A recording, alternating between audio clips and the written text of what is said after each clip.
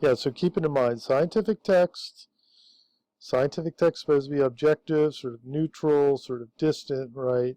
Yet Darwin is writing in a very literary and philosophical way. How does he write in a literary, philosophical way? How does he write in a scientific way? Why is he writing in a literary and philosophical way? And finally, what do you think the consequences of that literary and philosophical expression are for the scientific argument? Do they help the scientific argument, or do they undermine the scientific argument?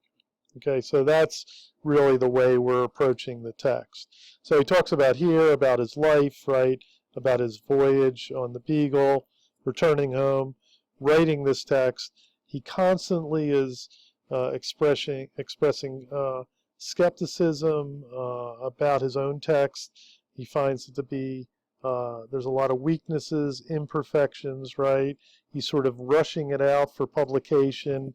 He thinks more work should be done on it. So he is constantly being apologetic for the lack of,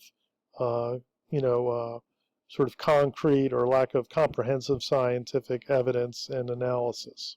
Okay? And then here he gives his basic argument, right?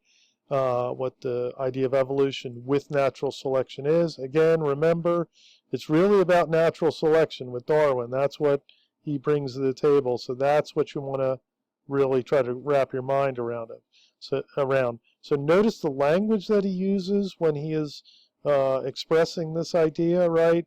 So, and you want to keep in mind, could he have said it in a different way, right? So here we see the earliest, right in the introduction, he is giving us definitions to work with. He's talking about what he's going to do, right? So I've highlighted things here, right? So you can see the words like natural selection, extinction, mutual relations, co-adaptation, right? So consider the words that he is using to talk about this idea.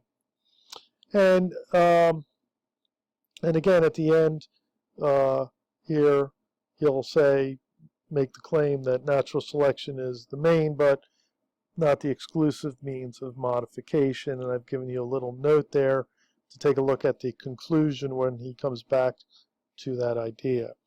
Variation under domestication, chapter 1. So the title says it all, right?